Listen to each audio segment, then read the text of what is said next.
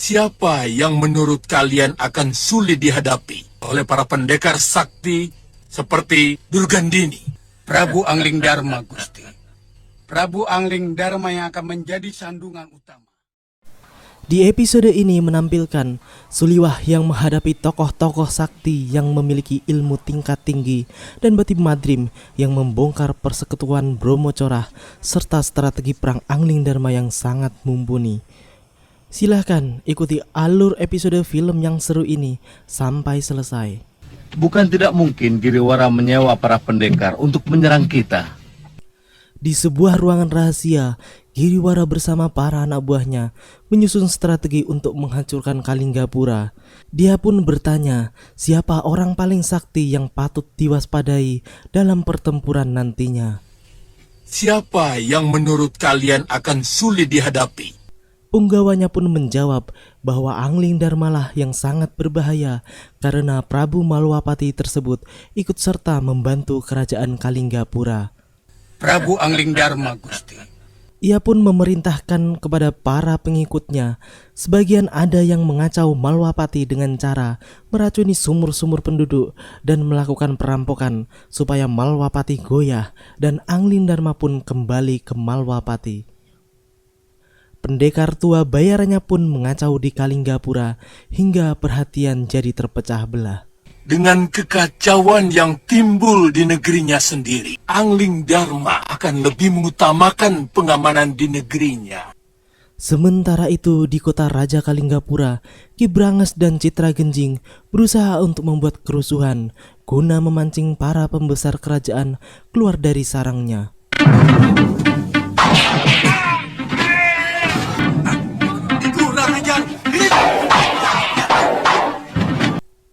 Suasana pun menjadi rusuh. Para prajurit banyak yang bertumbangan dibuatnya. Melihat semua itu, Suliwah pun merasa kasihan dan dia pun terjun ke arena pertarungan untuk menghentikan kekacauan tersebut. Pertarungan Suliwah dan Ki Legawa pun berlangsung semakin sengit. Belum ada tanda-tanda yang keluar sebagai pemenang di antara keduanya. Hingga akhirnya Ki Legawa mengeluarkan jurus lengan baja andalannya yang akhirnya membuat Suliwah terkapar tak berdaya.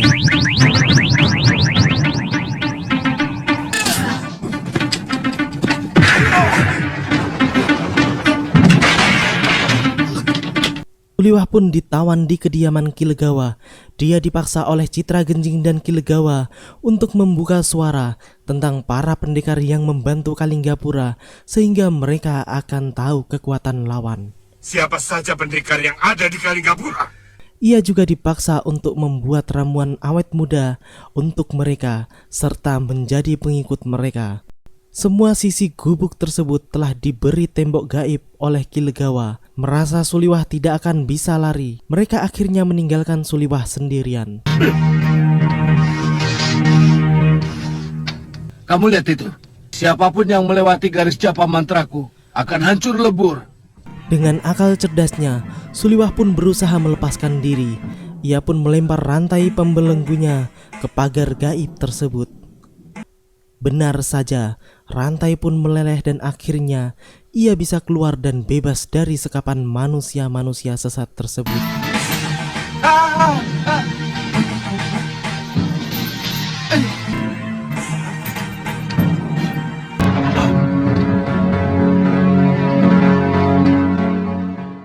Sementara itu di Malwapati, Bati Madrim murka dan resah mendapat laporan bahwa banyak penduduk yang keracunan karena sumur-sumur penduduk diracun dan terjadi perampokan di beberapa daerah bagian Malwapati. Desa kami disatroni rampok, Gusti Prabu. Rampok? Anak dan istri hamba tewas dibantai rampok-rampok itu. Akhirnya Bati Madrim dan para senopatinya mendiskusikan keonaran tersebut. Para telik sandi pun disebar ke seluruh negeri Malwapati. Kerahkan seluruh mata-mata dan dapatkan perondaan sampai ke seluruh negeri kita ini. Malam itu, Para Bromo Cerah pun melaporkan hasil pekerjaan mereka di Malwapati. Dengan bangga, mereka pun mendapatkan upah atas keberhasilan tersebut. Kalau perlu, hutan Raja Malwapati bisa kujadikan lautan api. Sementara itu, Batik Madrim pun secara diam-diam melakukan penyelidikan tentang siapa sebenarnya para perampok dan dalang dibalik semua yang telah terjadi. Malam itu, Batik Madrim pun mulai mengintai di tempat persembunyian mereka.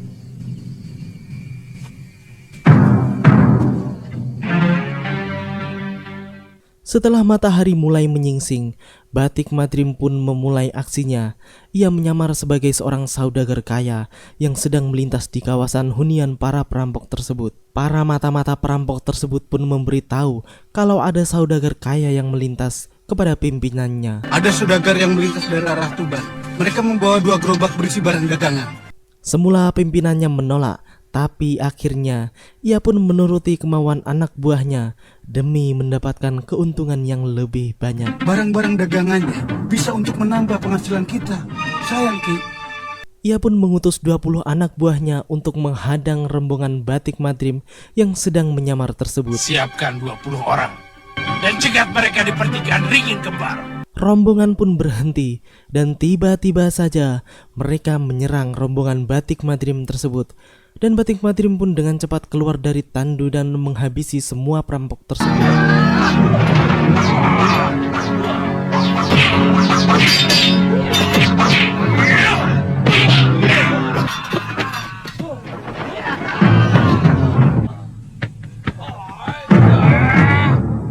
Setelah semuanya tumbang, Batik Madrim pun menyuruh prajuritnya untuk kembali ke Malwapati dan ia pun mengikuti para perampok yang lari ke sarangnya. Cepat kembali ke kota raja. Aku ingin tahu. Pimpinan perampok tersebut murka mendapati anak buahnya terkalahkan dan compang-camping sampai di markas mereka. Tiba-tiba, Batik Madrim pun muncul di depan markas mereka. Pertempuran pun tidak dapat dihindari lagi.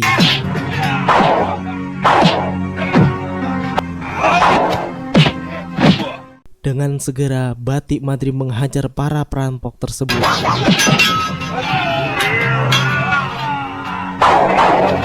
Mereka pun akhirnya tertangkap dan dibawa oleh Batik Madrim menuju pengadilan Malwapati. Di sisi lain, Giriwara pun mendapatkan laporan dari anak buahnya kalau mereka telah mengacaukan Malwapati hingga Malwapati porak-poranda dibuatnya. Ia pun sangat senang mendengar bahwa anak buahnya berhasil melakukan yang telah direncanakan sebelumnya. Bagus. Bagus.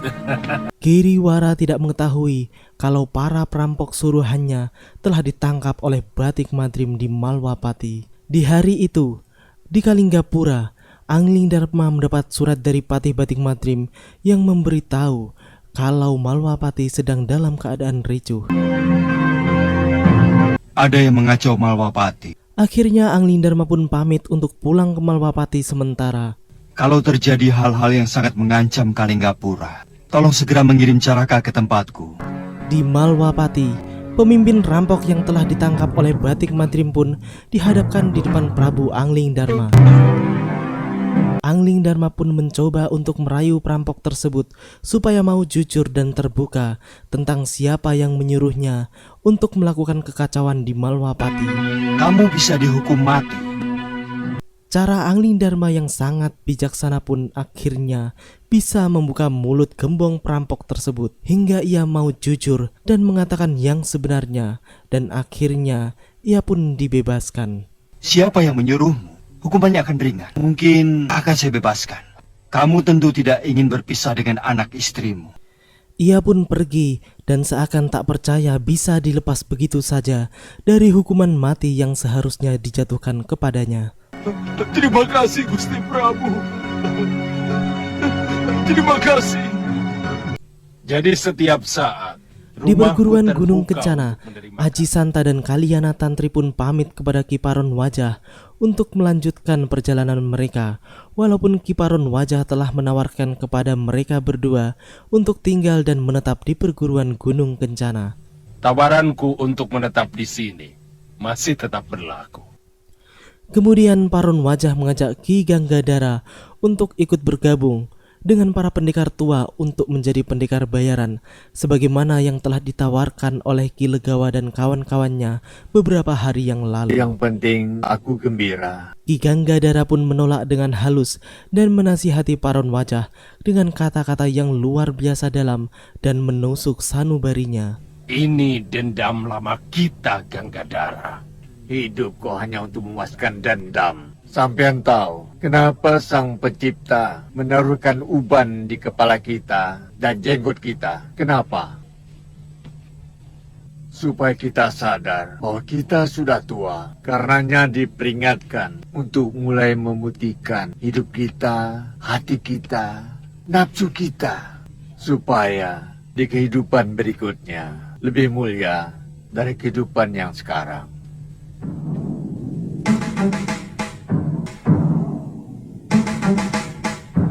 Ia pun memberikan pesan pada Ki Paron Wajah untuk berhati-hati dengan Nyi Durgandini yang menurutnya sangat berbahaya dan licik.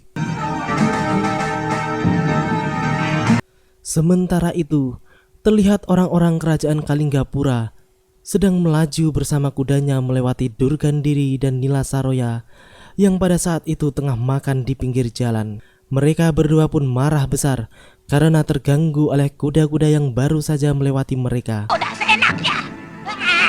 Daun. Mereka pun menghadang para penunggang kuda tersebut yang ternyata adalah Senopati Prabakara bersama para punggawanya. Bohong. Siapa kalian? Mentang-mentang kau punya kuda yang gagah, kau hampir nabrak kakiku. Maaf, saya tidak melihat seorang pun sepanjang kami memacu kuda. Demikianlah akhir dari episode ini. Bagaimana kelanjutan kisahnya? Apa yang akan dilakukan Durgandini kepada Prabakara? Nantikan ceritanya di episode selanjutnya. Terima kasih bagi teman-teman semua yang udah mau nonton. Jangan lupa subscribe dan share. Wassalamualaikum warahmatullahi wabarakatuh.